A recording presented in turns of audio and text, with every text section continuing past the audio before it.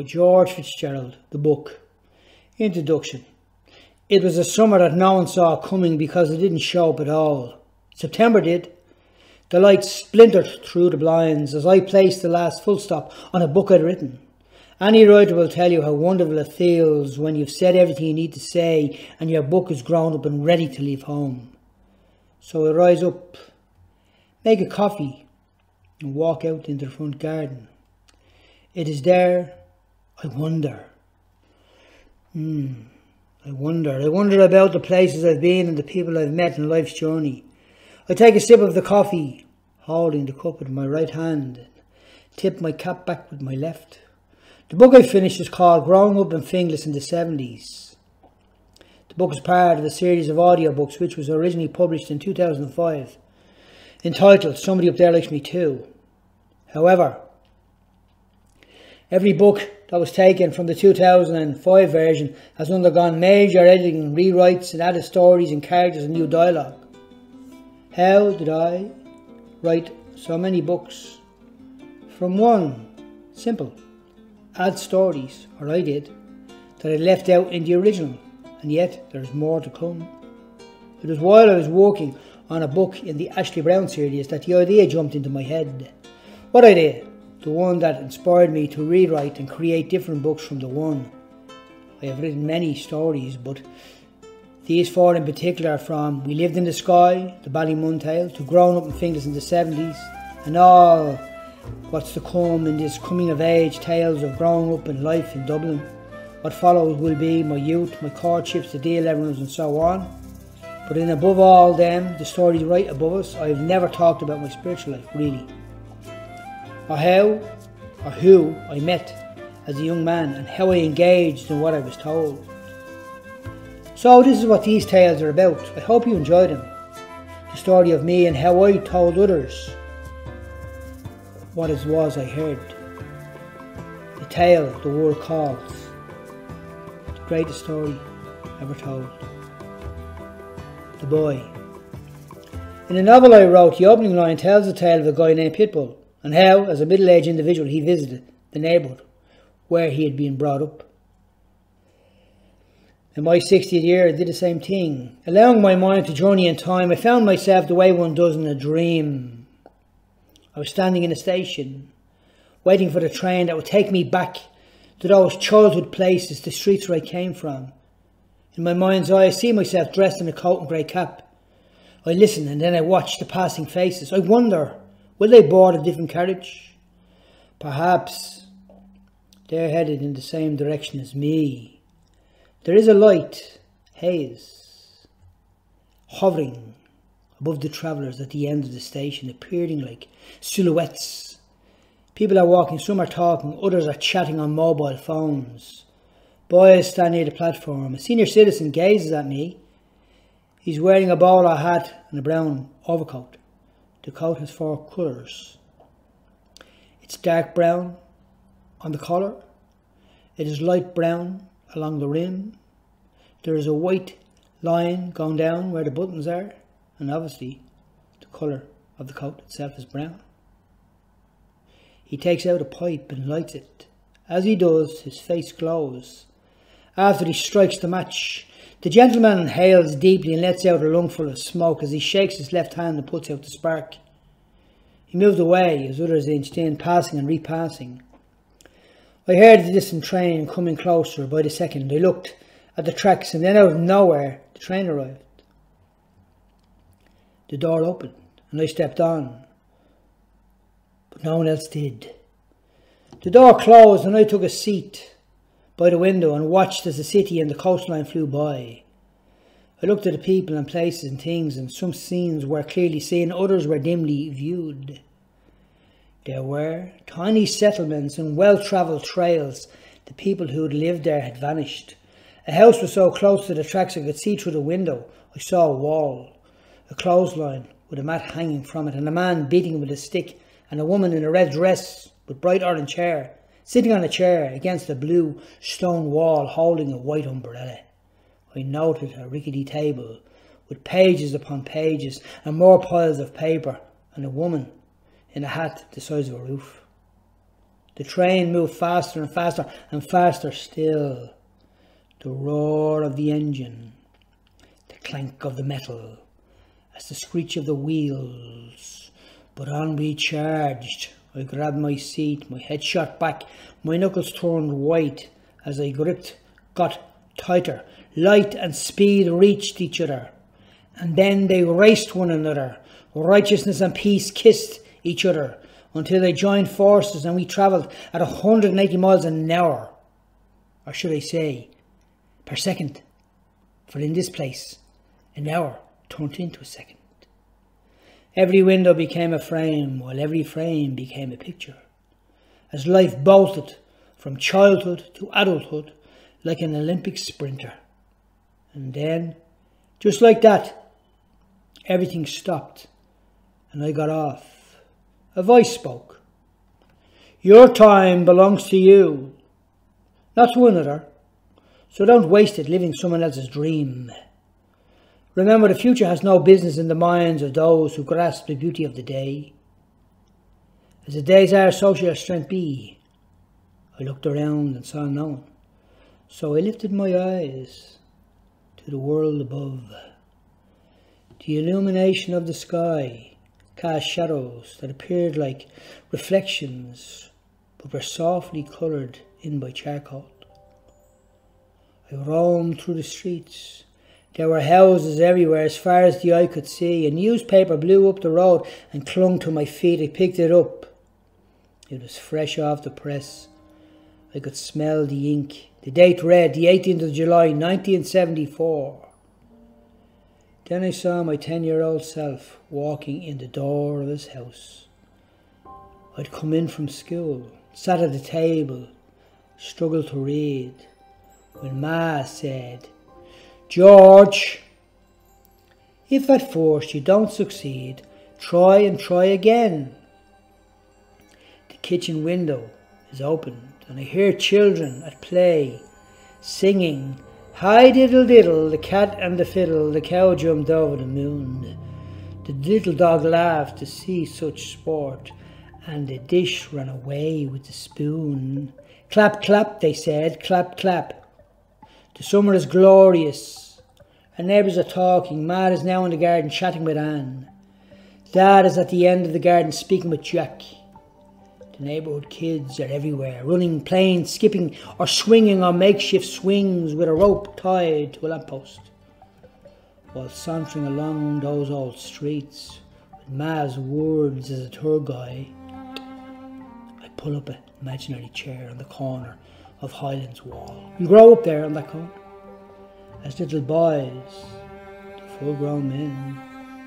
I see the kid that was once me, sitting at the open door in the evening light, and the unexplainable pause when the bells of the Angelus rang. Every window is open, no door is closed, and the broadcaster from the radio in a neighbour's house says the Angelus prayer.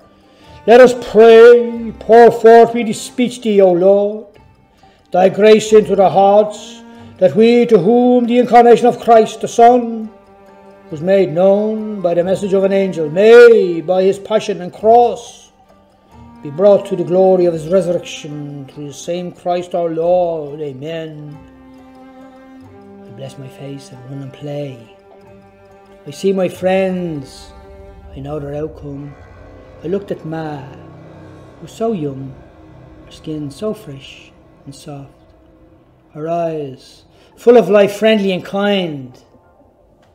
My dad too, and Jack, our next door neighbour, with a newspaper tucked under his arm. Betty, his wife, comes to the door calling, Christy, Michael, Thomas, your tea is ready. I gaze at the little boy that was once me. He's running by. He stops. Hello, mister. My name's George. I smile. So is mine. He put his arm around his brother. This is me brother. We're twins. His name is Joseph. Isn't he lovely? My brother Joseph. We didn't always live here. We lived somewhere else. Didn't we, Joseph? We did. We lived over there. He pointed to the right. Over there. Wow. He said. We lived up in the sky. Didn't we, Joseph? We did. in Ballymun, up in the sky, and now we live down on the ground, from up in the sky to down on the ground. Do you like your new house? Yeah, but it's not new anymore, because we came here ages and ages ago, when we were only little, didn't we, George? Yeah, when we were 8, nearly 9, now we're going on 10, so we're all grown up. Isn't that right, Joseph? Yeah. We have a little brother, he's only 6, his name is Pat. He can't play out, only in the garden, till he's 7. Ma says, once you go over 21, it's downhill all the way after that. Isn't that right, George? Yeah. Me ma says, before you know where you are, you're 21 and it's downhill. Do you like school? The brothers looked at each other. Joseph whispered something.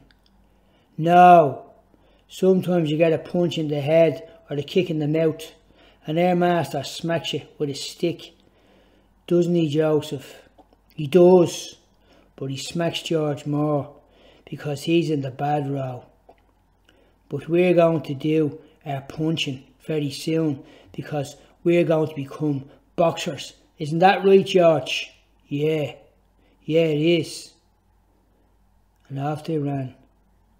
Before I knew anything, the 2 little boys that appeared in front of me were gone, running up the street. So I looked back at Ma.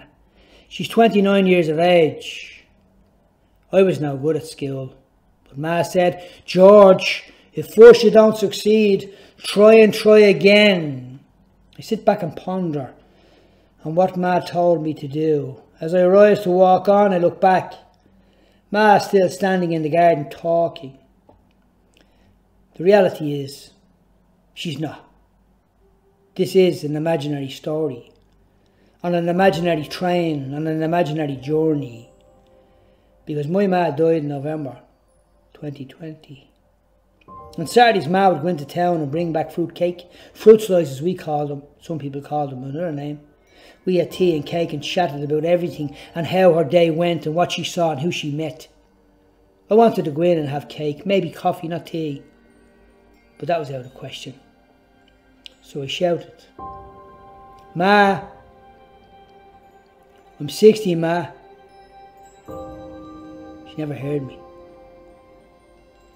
I walk on knowing that of all the generation that lived there on that street, in me ma's generation and dad's, today me dad's the only one left alive. He'd seen a lot of people die, so many died young, tragically. We'd come here from every flat complex and tenement house north and south of the old Green River over 50 years ago. As swiftly as that summer came and went, so were the years in our neighbourhood that was rich in the luxury of community. There is the soft blue sky light. The day might have grown old, but the evening was still young. The tempo of the streets, the roar of the laughter, the swings, the cars, the push bikes.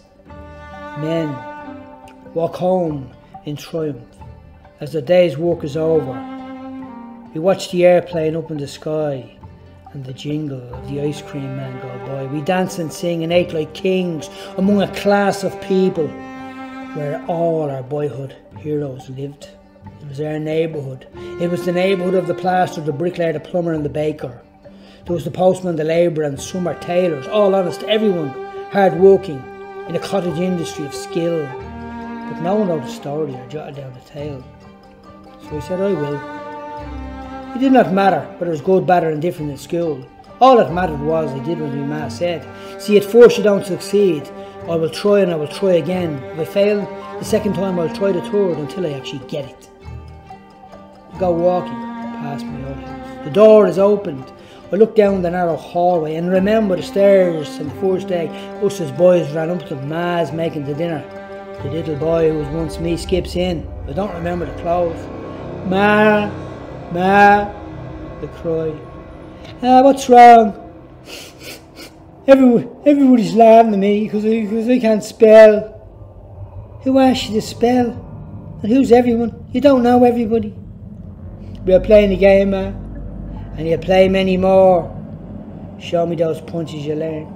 So there in 1974 in the kitchen in Finglas South, I shadowboxed.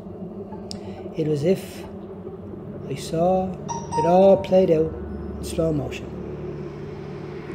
As an adult I could hear, and as I could see how humbling all her circumstances were. Ma never liked boxing. She never did. But as a young mother, her words, "George, if first you don't succeed, try and try again," stayed with me. The boy laughed and his mother did too. The boy went upstairs and entered his parents' bedroom. He took down the big Bible from the wardrobe. Taking it from above, he laid it on the bed and opened the book. He marvelled as he gazed at the biblical pictures inside. Not having great understanding in reading, he loved and overjoyed at the pictures and the paintings, and there was a noise and the paper was coming through the door, but he stayed there, the postman, with the exams. He knew why that would go. But however, this became his go-to place. Even as a grown-up boxer, one who had black eyes, he'd often found himself taking that Bible down in his father's bedroom. For him, those days were far off, but he closed that book, that little boy, and put it back and raced down the stairs and out the door, waving to his mother, whose eyes followed him, as did her words. They would walk with him through every line, paragraph and chapter of his life. "George, if first you don't succeed, try and try again." I strolled towards the station. The imaginary train was on its way, but I had a question I'd ask later. But for now, I boarded the train, took my seat and gazed out the window. I was so comfortable that it did not matter to me where I was going. Unlike most things in life, I was guaranteed that the train would not go off its rails. It was one of the better ways to travel, don't you think? An old ticket collector in a black suit, who walked leaning to one side, came toward me. A door opened and school kids jumped on, even though the train was still moving. What followed was a few novel-reading couples who chatted openly, sipping tea. The ticket collector asked me for my ticket. I searched my pocket and found none. So I stood searching my coat pocket again and discovered that my first attempt was right. There was no ticket to be found. I sat, he waited, I looked, he gazed. I turned my head and he gently turned my face back in focus and handed me a ticket. He stood with his right hand out. Eventually the penny dropped and I handed him the ticket. He punched it and headed back to wherever it was he'd come from. The train stopped and I got off and saw a sign which said, "Welcome to 1976. The sign spoke. It was like a DJ. I saw all the houses around me and my old school in the distance, so that's where I headed. When I got there, I travelled up the corridor, the school corridor that is, and found myself, my young self, standing outside the door of the classroom. The door was number 17. The corridor was long and narrow. A line of doors that stood like guards on each side were hard to miss. The thick smell of smoke lingered in the air. Boys had broken in and burnt down the school were part of it. The damage was seen on the walls, but the doors were new, replaced there by carpenters with hammers, screws and saws. I looked at the boy who was once me, his head down, bowed low as he rubbed his hands together. Doors opened and I glanced over my shoulder and witnessed two boys come from different classes also being put outside. Then I heard infants from another classroom singing. Mary had a little lamb, its fleece was white as snow, and everywhere Mary went the lamb was sure to go. He followed her to school one day, that was against the rules. It made the children laugh and play to see the lamb at school. Suddenly the sound of leather crashing the floor caught my attention. I saw two uniformed guards and a plainclothes detective pass. They were here over the fire, nothing to do with the boys in the corridor, but I could see how their presence frightened them. Once they disappeared, little George ran shouting, "Run, Dumbell! Run, Boxcart! Run, Dumbell! Run, Boxcart!" The three little boys fled. Dumbell and Boxcart went one way, George went another. None got far. All were detained and brought back. Here's the question the one I had boarding the train. Why did I come here? The simple answer is I could. I was trying to, I suppose, revive the stolen time, or also to try and keep alive my people, in my memory at least. When the train arrived and opened its door, I stopped and looked around and saw two youths running by. One was called Dumbell, the other was called Boxcart, and I wondered, what year is this? I asked myself. Then I muttered, 1992.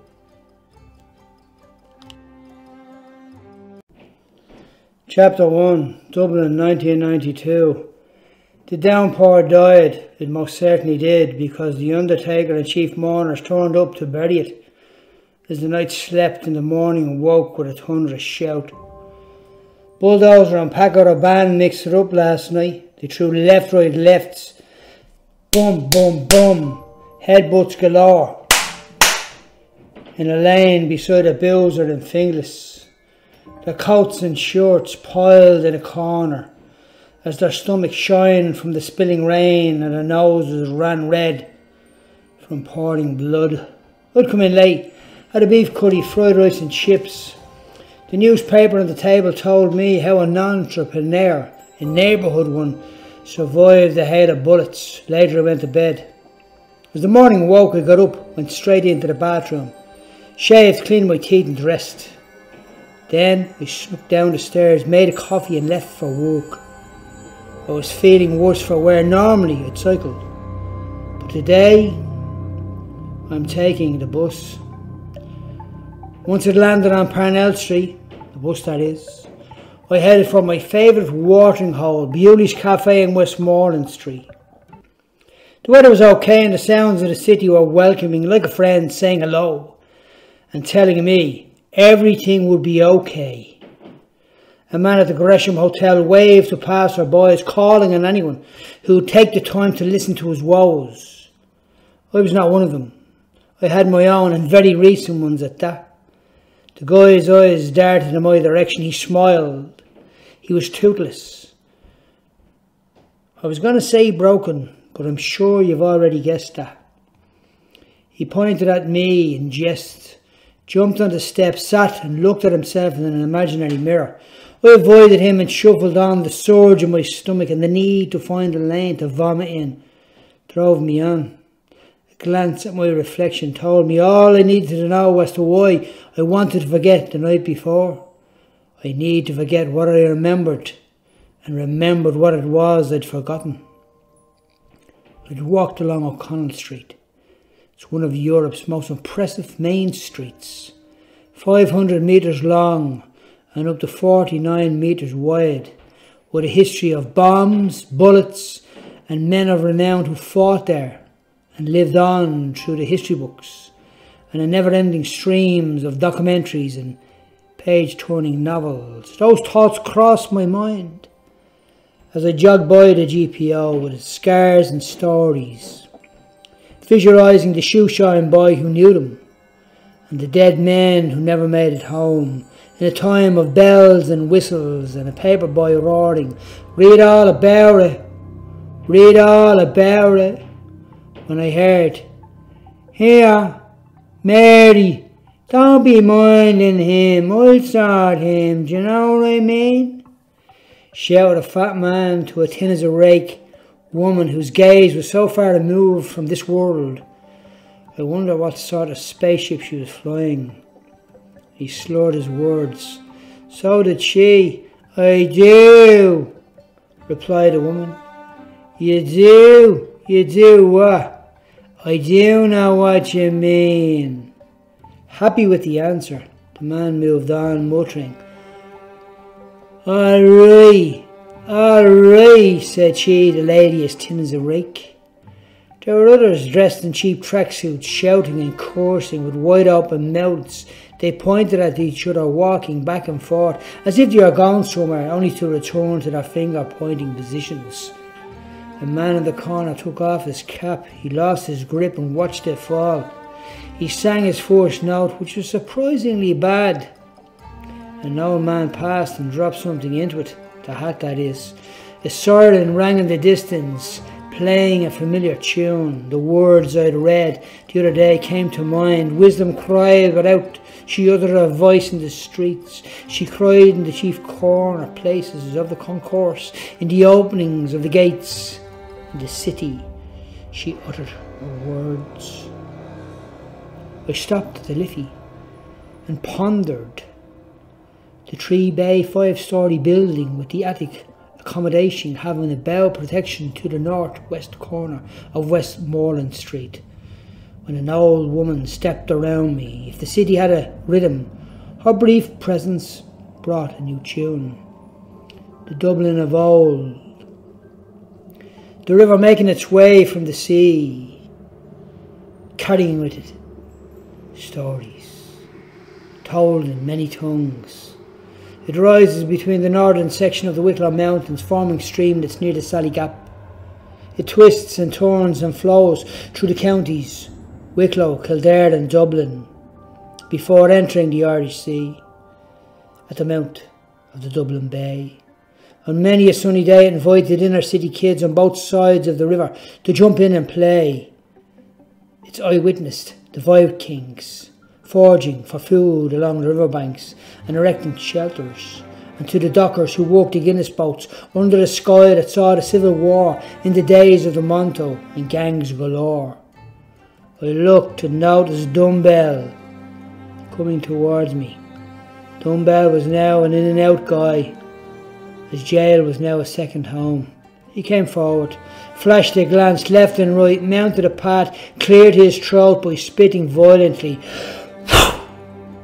and we embraced in a handshake. "What's up, Twinkie?" He rubbed his nose with the palm of his hand. Done it again. "What's up, Twin? What's up, Twin?" Twinnie was my nickname. I saw the cuts and scrapes on his face. He put his thumb on my chin and turned my head into the light. "See, you got a shiner there. What's the story?" "You know yourself. Straight up." He shrugged his shoulders, flashed a glance and a few more, and said, "Right, gotta go to see a man about a jog." "Do you want to grab a coffee?" I asked. He paused. He never answered, but Dumbell and I shuffled across O'Connell Bridge towards Bewley's Cafe, with our hands buried in our pockets. Chapter 2. Dumbell. Do you remember the smell that hit you as a kid when you entered the cinema? Well, Bewley's on Westmoreland Street did the same for me as an adult. The cafe that served Joyce, Yeats and Beckett in their time. Now as I take hold of the handle on the door, I pause and look at you, the reader. Sorry for not introducing myself. My name is George Fitzgerald, and in 1992 I was a 28-year-old married man living in Finglas South, north of the Liffey. At that time, Sandra, my wife, and I were members of the 90s hit band, the D11ers. You might remember us. Right, with that out of the way, let's go inside and see where Dumbell's head's at. I pulled the door and opened it and let him go ahead of me. Dumbell found a table, I got the coffee, and we sat and sipped and said very little. What's to say? He never said why he was in town or what he was doing or where he was going. I never told him anything about like what happened the night before, or where I worked, or where I was doing, or the job I worked, may I add. He lit a smoke and then lit another. I saw him sip away at the coffee. He did the same, I did the same. He stubbed it out and I did the same as well as him. He glanced at me and I at him. Dumbell took a drag and inhaled deeply. I watched lungful of smoke gush from his mouth, like a chimney on an old train. He looked around, tapped a cigarette into the ashtray. And then, what was on my mind came spilling out. Did you hear I became a Christian? His constant habit of looking around stopped and he fixed his gaze firmly on me. To be truthful, I was not walking the walk, as they say. There was a lot I needed to deal with. But I couldn't allow what was going on in my life to stop me from trying to reach into his. So what? You became a Buddha? A Buddha? What? Do I look like a Buddha? A Buddha? Yeah, now that you say it, with the shaven head and all.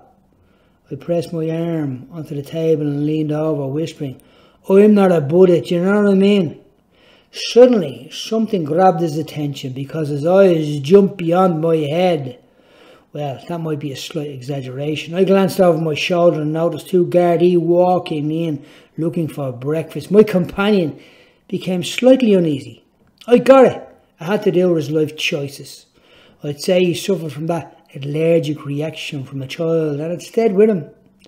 He wasn't the only one. I found it to be quite contagious among a certain group of lads. Dumbell stubbed a cigarette and lit another. He placed it in the ashtray, took a break from his chain-smoking exercise, planted his hands on the sides of the seat. Then Mr. Dumbell lifted himself about 5 inches into the air. Once he'd accomplished this task, he stretched his neck out. He looked in front, to left and right. Happy with what he saw, he returned to his sitting position, took the cigarette from the ashtray, took a drag. I watched him pick up the cup and take a gulp. A slurp, a gulp, and a backhanded wipe of his mouth caught the attention of another customer because she looked at him with disgust. A penny-dropping thought jumped into his head because his expression changed like an animal caught in a trap. So I got to thinking, what's he up to? But a sudden uneasiness showed me that his life choices did not sit really well with a solitary nature. There are others I knew who would have the same appetite, as he say, appetite, that's the way he'd say it. But my words would be the same appetite as him, who would be snarling at the officers of the law. The thought crossed my mind as he looked at the food, and I wonder, was he thinking, appetite? How's it going anyway? What's up with you? I need to go to the bog. I'll be back before you can say, Jack Robinson, Jack Hill, I don't know him. He fixed his gaze in front and crept along like an animal, haunted and hunted. All around him were workers, upstanding people, happy people living lives by the choices they made. But when you weigh it all up, most of these happy chewing breakfast people weren't given the choices he was. The rich don't have the same problems. As I said before, the rich are born observing, while the working class are born running. So you became a priest, he shouted, as he took his seat. He fixed the collars on his shirt and said, a priest? Who'd have thought it, hey? Nah, but I get what you're thinking, Dumbell. I read the Bible. The Bible? Yeah. So let me tell you what's what and how to get to heaven. On that spot, I poured into him everything from Genesis to Revelations. All that I knew. As I was ending, his expression changed. He became harder. I withdrew. If curiosity and interest were two different lenses on a camera, I viewed him through them both. A couple stood beside us. The man was dressed in a white baseball hat and cream short jeans. Sunglasses rested on the cap, and they both looked rich. He was even carrying a man bag before it was fashionable. She was blonde and dressed similarly. They appeared as if they had come from a tennis court. Suddenly, there was a traffic jam of eye signals. I eyed the man on the other table, taking hold of the man beside me, his gaze. He silently nodded for the baseball guy to sit beside him. The nod spoke louder than all the voices around us. Sit here and stay away from them pair. The lady glanced at me. Dumbell's head was running from gaze to gaze, and I knew how his head was working. He was about to scream, who you looking at? Dumbell, you have company. You'll be lifted, not them, I said in a sharp whisper. He looked at the men in uniform eating their breakfast. His facial expression changed. He had wolf-like features. This time he was snarling. The lady and gentleman inched to the other side of the restaurant, and Dumbell said, she was into me. Big time, I replied. He smiled. I did too. And out of nowhere, compassion came and sat with us. I knew Dumbell before he grew up to be a hardened criminal. When I looked into his eyes to see if I could find the little boy, I couldn't because he was long gone.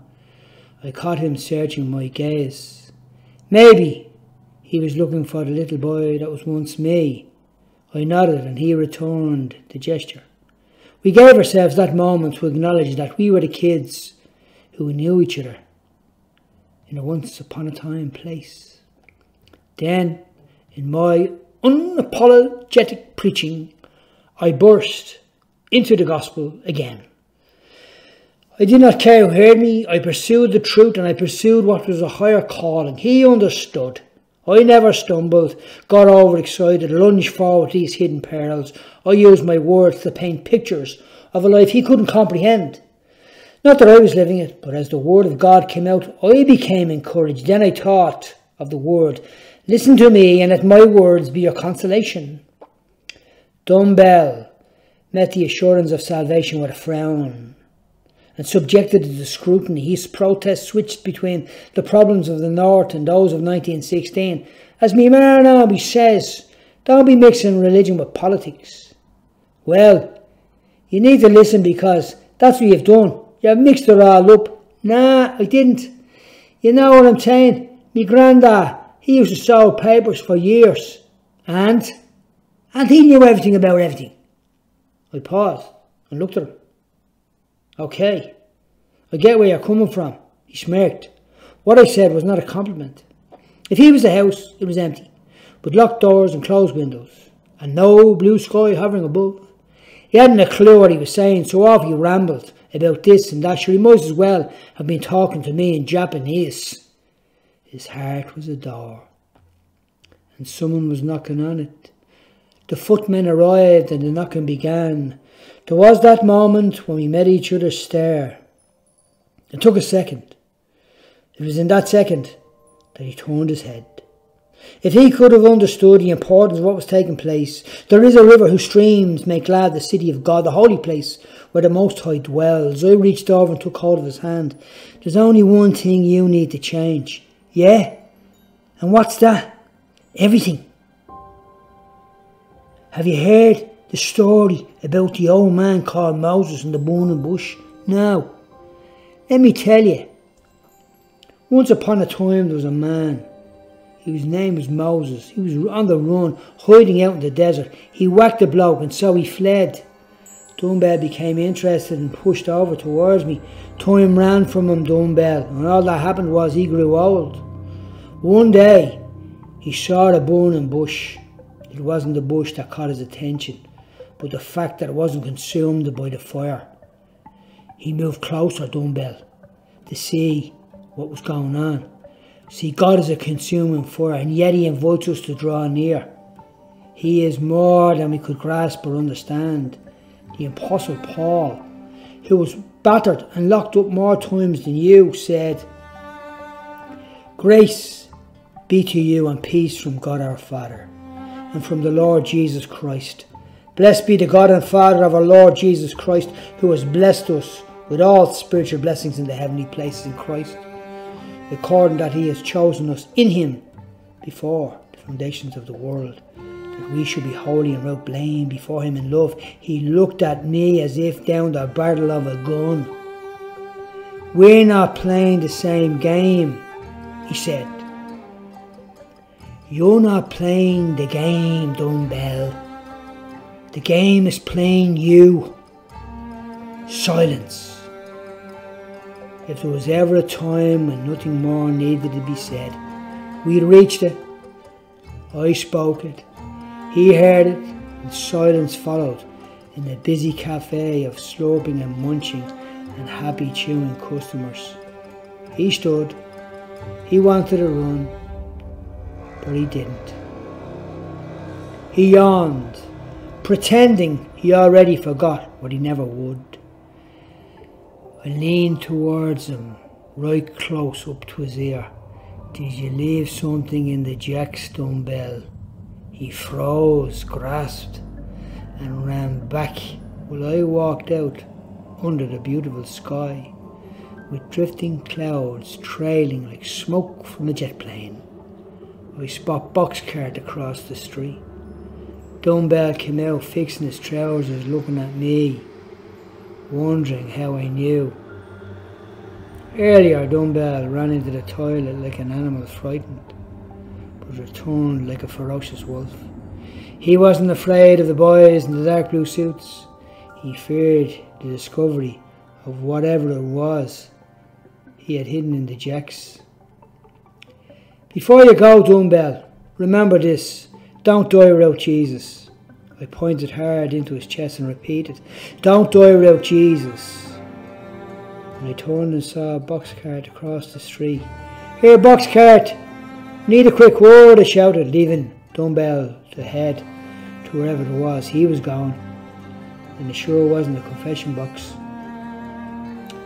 Chapter 3. Boxcart. Boxcart was crawling his way along the buildings on the opposite side of the street. He either heard me or he ignored my call. "Boxcart!" Sandra, my wife, and I were repapering and papering the house. It was our first home. We bought the property in 1990. The address was 35 Avenue Gardens, Finglas South. It was a second-hand home built in concrete. You could hardly drive a nail into the wall to hang a picture. We needed to change the windows, the doors and the radiators. I told Sandra that I'd bring home some samples from a shop in Cable Street. "Boxcart, going anywhere nice?" I asked as I approached them. A symphony of sounds rose. The drivers used beeping horns as artillery against the jaywalkers and the couriers that sped past. He looked at me. The pedestrians were on their way to work. They came from normality. Boxcart emerged from anything but. Here's a question. Is it okay to use in a sentence or to end the sentence with a word but? In this case, I think it is, because in that moment I saw all the buts in Boxcart's life. He would have had a better chance, but his dad was abusive, but his mother abandoned him, dying young, but the school let him down, but the teachers mistreated him, but the three-letter word that had a huge effect on Boxcart's life. At home, we'd bought a paper for the bedroom. In those days, we used paper more than we used paint. Nowadays, we never use it at all. The decorator let us down, so Sandra gave it a go and wallpapered the bedroom. And I have to say, she did a great job. See, that was the thing. What thing? That thing. What thing? That thing. Like, I knew the streets Boxcart came from and every crack in the concrete he ran on. There wasn't a back street or alley he'd walked on that I didn't know about. We were different yet the same. To onlookers in the upper classes, we were identical. However, I was blessed with wonderful parents, brothers and a beautiful wife. I grew up with food on my table, clothes on my back and a bed to sleep in, an endless supply of everything I needed. He didn't. From an early age, he knew beatings and the inside of police cars. He visited reform schools, local cells and adult jails. Boxcart knew hunger and addiction. He had that pale, gaunt look, the one you get after a life of drugs, prison cells and lack of vitamin D. That became more clear as my feet neared the destination and the surrounding sounds became more amplified. The beeping traffic, a screaming, siren, the roaring taxi driver, and the guy with the middle finger in the air, roaring back at the taxi driver who was roaring at him. "Ah, there you are, Georgie. What's up? I saw that note, Dumbell. So what's up?" "Me and him were locked up together. Do you know Nappy Rash? Well, Dumbell, he kicked the head off him inside. What's up?" "Nothing much. On the way to work." "You doing all right? You staying out of trouble?" Yeah. No more jail for me. Would you have the old entrance fee? It's just that." I reached into my pocket and pulled out a fiver and gave it to him. "Would you not just stay out of it and go out of the early house and just grab a bit of grub instead?" "Nah, it helps me stay away from the stuff, you know what I mean." Boxcart was never a heavy lad, but I noticed he lost weight. "Yeah, I get it. How you doing?" "Struggling, but trying hard, George. I'm thinking of going into treatment. Not just yet, but soon. Do you know what I mean? Like, you know what I mean? And then I'll get a job and be normal." "Yeah? Like, what do you mean normal?" "Yeah, like all of them." He nodded towards the passer-bys. "You're normal, as normal as anyone could be coming from where you're coming from. None of them have it together. The people who actually set the scales of what is normal. See how normal they'd be if they went through the stuff you did, Boxcart." He dropped his head and childishly shuffled his feet. "His mercies are new every morning," I thought. We chatted and he relaxed. "Me ma was normal. She had nice eyes and small hands. She baked cakes. Yeah, she baked cakes. I remember her before the stuff when she was healthy and full of life for all. We were all together. We all had each other. I was a boy playing with my brothers. Then the medication came. The key that turned the lock that opened the door. The nice man left, another one arrived. They looked the same, but she stopped being the nice woman. I knew the story of the lady who scored one time too many and went on a trip she never returned from. She died 1,000 times a day. The thinner she got and the less she looked, and her beauty was hidden by absolutely ravaged by drugs. Her eyes became duller, her face paler, her lips chapped. Boxcart visited her grave while the birds in the trees sang songs in the air.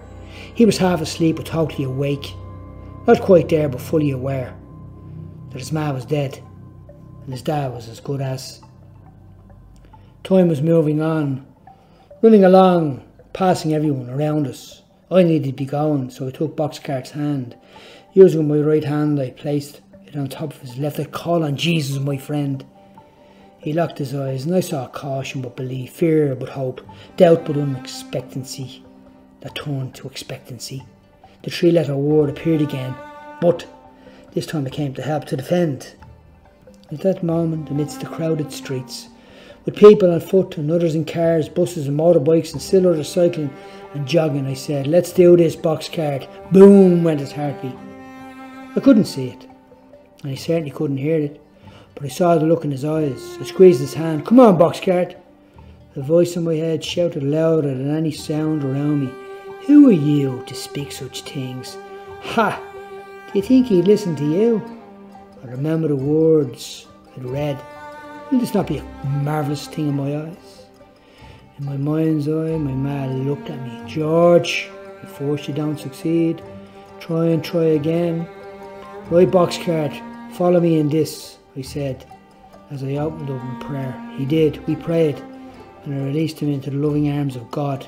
What took place in the streets of Dublin caused a party in heaven, where the angels rejoice. A man glared at me as he passed, so I said, "Have you heard the news, mister?" "What news?" "Jesus is Lord. He is risen. He is risen. He is risen." Chapter 4. Ballymun, Dublin. Like a daydreamer, I stood watching Boxcart disappear among the pedestrians on that morning in 1992. He groped his way through life with unsteady footsteps, for he knew not where his next step would take him. Did he know now? Had hope come to walk with him? He'd spent his life surrounded by villains who'd steal everything from him. Food from his table, sleep from his bed. I had a lot of questions. The answer to such questions could only come in due course. And just like Boxcart's life, time would tell stories.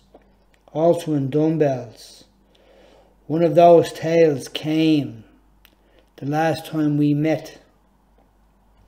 The year would have been 1998.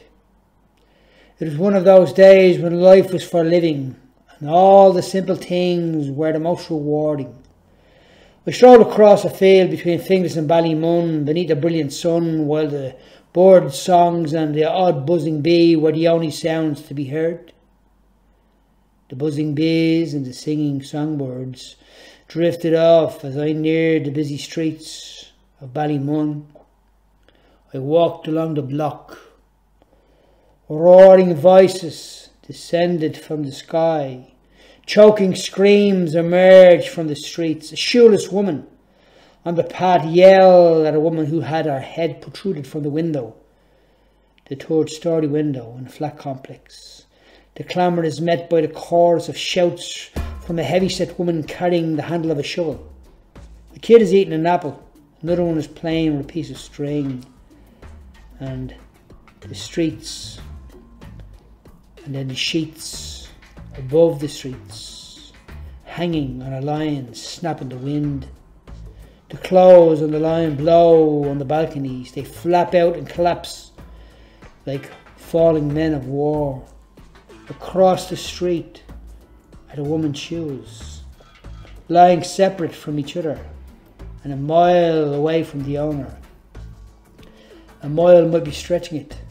The shops were close, the pub was near, home to some unemployed men who drank and fought among the good, the bad, the respectable and the hard-working people of this neighbourhood. Ballymun was filled with the good, the great, and the great people, the helpers of their own who were in need. I was there when the flats had a baby face, but now it aged. The day of change was coming for this neighbourhood. It would be so transformed that it would be unrecognisable as part of the regeneration project which would take place in 2001 and was Europe's largest urban regeneration initiative. That is, in that time, the Global Action Plan started collaborating with the residents of Ballymun, as I said, in time to come. But that wasn't 2001, this was now 1998. However, as the roaring and the shouting went on, the memory came back. Dublin was reputed to have the worst slums in Europe, with impoverishment and unemployment and chronic lack of housing. Ballymun Towers were the solution after a series of queries, but the solution became too complex. Dublin streets were home to the working class population, including the coalman, the docker, the workers, the plasterers, the bricklayers, the plumbers, the men who built this city by hand. In the blocks above, they were the residents. The screaming and the ripping of hair continued. Joyce had said, if you could get into the heart of Dublin, you could get into the heart of the cities of the world. This was Dublin. The concrete walls layered in wallpaper, the cracks in the ceiling and walls now visible for all to see. There was a desperate cry, as there was in times gone by, get them out. Chapter 5. The converts. The tower stood upright, like military guards looking at the tenants, the passing population. The ladies slapped each other, and I reasoned, because nobody's learning, every day's a school day, we should hire a different teacher. Come here, roared a voice. A man and a woman wearing coats like blankets shuffled in their addiction. There was not one thing about them that hid that fact. Everything was out in the open for all to view. They shuffled past the hair-pulling ladies and the 3 young men who eyed me with great interest. Neither woman whimpered, cried. There was no mercy here, or it wasn't welcomed. Block by block the sounds differ. Cars in the distance, others drawing near, motorbikes and shoppers, and a gang of kids at play. Most were well dressed, others weren't. Come here, repeated the man, waving his hand. I stood watching a couple passing, everything without noticing anything, apparently unmoved by what was going on around them. Here, do you know what she did the other day? Said the man to me, as if we were friends, and even though I'd never seen him before. No. They were gaunt, with dark rings around their eyes.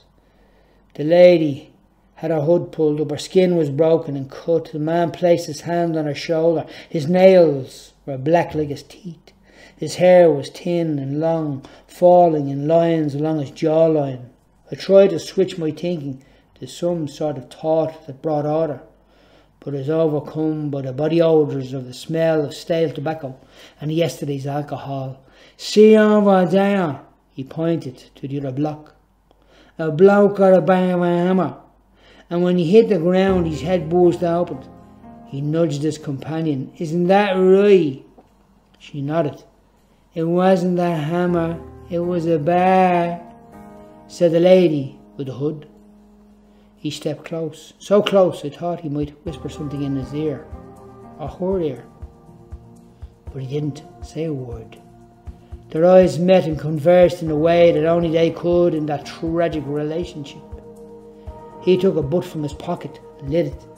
She reached over and snatched it from his mouth and took a drag. And you know what she did? She took me coat. I was carrying it like this, and he showed me. I couldn't believe it. She took me cow and put her under his head. Banger and Bongo were scared behind the bins. Gay gave us a nod. And I grabbed me coat and legged it.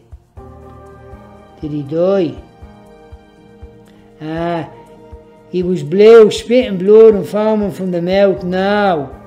She saw him in the Mater hospital in a wheelchair having a smoke a few days later. It wasn't the Mater, it was over in Vincent's. No way. Vincent's on the south side, I shot in. Yeah, I attend there because we have stuff going on. And when the chap saw me, he gave me thumbs up, pointed to his liver and mouthed that he needed help. She lifted her cup hand to her mouth and drank from an imaginary bottle and said, "Drinker, do you know what I mean?" He ran his thumb across his neck and said, "Fecht, you know, that's what that old drink does." He made a sign of a cross 3 times. The lady did the same thing in quick succession. Then one of the guys who was watching me called him. It wasn't a request but a command, so without any goodbyes they scurried off as the fighting ladies part company. The woman with the head cut now from the bang she got, and the woman in the window all went in. The kid eating the apple walked off, while the boy playing with the string followed the shovel carrying woman, and I walked along the block of flats. And out of nowhere, as if like literally came up from the ground, was Dumbell and a couple of likely lads, and I wondered what it was he was doing over here. Chapter 6. "How are you doing, Dumbell?" He never said a word, nor a reply, nor did the boys crawling from the place wherever it was they were. Dumbell was not too happy to see me. His expression gave it away. If he was trying to hide it, he was doing a bad job. No, Dumbell was not too pleased. I got the impression that his pals were equally unhappy. They appeared stern, beaten by everything that life had fired at them, and by the looks of them, I'd say it was a lot. He let out a sigh that spoke volumes. "You should have stayed where you were. You, don't come near me, don't come treading on my turf. Don't open your mouth, and I mean not a whisper." His gracious consideration would have gone on for longer, except he seemed to be in a hurry to get where he was going, and then he walked over and tipped my shoulder. Then he tipped my elbow, winked and said, "Catch you later, George." I watched him moved on. I followed. He threw a sharp glance over his shoulder. And on I came. I called, "Dumbell!" He raised his hand in the air, his face fixed in front. "Not now, Twinny. Not now." Not now was spoken softly. Twinny was louder. The second, not so. And the third was like a shout or a roar. "Not now!" One of his pals turned and walked backwards with his hands in his pockets. This was a warning. "Where we're going, you're not coming." "Yep, you're bang on the money there, me old buddy." I knew Dumbell was embarrassed, but this was not about his feelings, it was about eternity. I called again. He kept walking, and I called louder, but he never replied. Then I shouted, "Dumbell, remember what I told you?" The thought shot across my mind, and I'm sure it did his too. "Don't die without Jesus." "I will," he responded, raising his hand a second time. I moved back and entered the basement and reflected. I walked up the concrete stairs and onto the landing. Everything was as I remembered, only there was a lot of bars and steel gates on the doors now. Things had changed. I recalled the way in which I have described it in the book I had written, We Lived in the Sky. In that particular chapter, I sat and pondered on that chapter as a child. I said. I pulled up the window and watched the guy cross the playground, closing it and left the flat. Someone had jammed the lift, so I took the stairs. There was mud on the stairs and writing on the wall. The air was heavy with the smell of urine that wafted up from the basement. Women stood with prams and screaming babies. Their cry echoed throughout the block. I avoided the dirty steps. I did this by jumping over them. Moving with ease, I showed how acquainted I was with mucky steps and crying babies. I left the landing and descended the stairs and found men standing at the opening, blocking the light.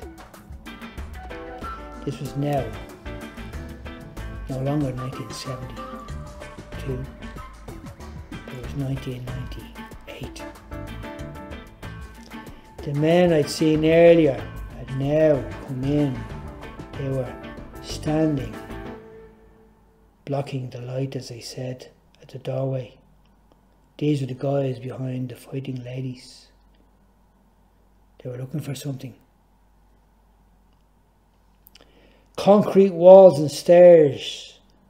The steel handrail daring you to take hold of it on a cold, bitter day. The walls shouted hardship. The stairs moaned a single word. Distress. And the graffiti and the smell of urine tell a story of wanton rebellion in an abandoned world. I take a step back as they do. I know what to do. I've been here before. This is not my first rodeo. A man to the right, another to the left. But it was the man in the middle who made his first move. Shut your mouth. Do you hear me? I sat on the step. It was cold. And said, okay, we will. He let a cough. As if somehow this expression, this cough was a sign or a signal that he'd accomplished something by shutting me up. See, earlier as I stood by the block underneath the people, they spoke to each other. They spoke to each other from window to window, from balcony to balcony as a kid.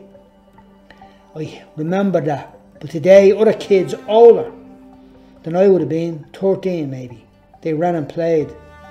And then a guy on a bike stopped in his tracks and looked at me. He wore a tracksuit and the hood was pulled up. He watched, I waited, until I saw the Mormon walk past, so I shouted, "Here, Mr. Mormon, do you know what day it is?" "No." "Well, let me tell you, this is the day the Lord has made. We shall rejoice and be glad." The bike riding hoodie guy pushed on, as did Mr. Mormon. But a lady above me screamed, "Shut your mouth!" Now, this is the edited version. I'm sure you've already figured out what this fine lady would have said by using choice words. Pointing, I smiled and said, "Jesus loves you too." The three young men also wore tracksuits. I noticed very aggressive looks on their faces.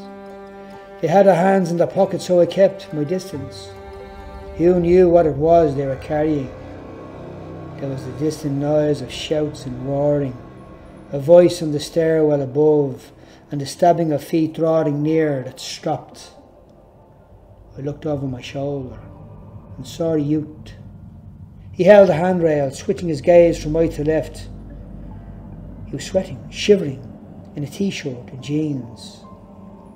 There was a terror and a trembling, like a cold sweat broke over him.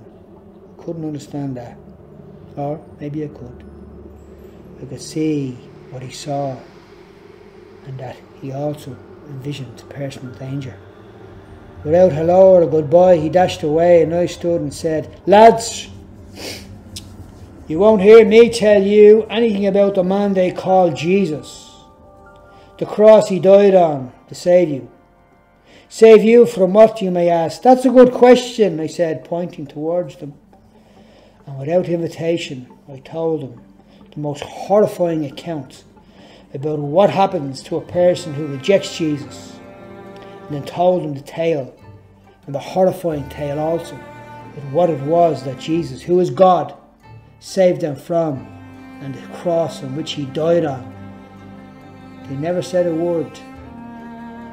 See, it's not about you, but about him. He died. It was his beard they pulled out by hand, his back they whipped so badly that there was a good chance you could have seen his organs and his bones, blood on blood and bone on bone, thorns in the head, nails in the feet and hands, speared into the side, blood and water, beatings within an inch of his life, only to carry a cross and to be nailed there, hung up by us for all to see. It's not about you, and it's not about me. Now, brothers, do I look like a priest? No, that's because I'm not. I'm from Finglas. I spent my early years here in Ballymun. What if God sent me here to tell you how much he loved you? They bowed their heads. I never asked them to do that, but they did anyway.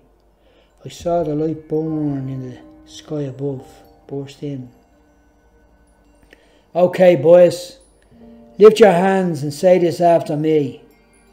It happened in the dark stairwell with the graffiti and the vermin running past it. The gospel was preached in the darkness on the stairs as I played as a boy. The prayers of salvation went up and the lads prayed a prayer we embraced. And they went on their way rejoicing. I sat and saw, through my mind's eye, the two little boys. It was 1968. The boys were twins, George and Joe. They held hands, leaving the dark stairwell, entering into the light. Ma's words came to me, in a whisper, through a gentle breeze. Remember, George, if first you don't succeed, try again. I rubbed my hands over my shaven head and walked out into the light. I will, Ma. Looking along the block, I saw Max, my fingerless friend. Our eyes met, and in desperation, he looked troubled. He shouted, I need help, Georgie. I need help. I'm in a terrible place.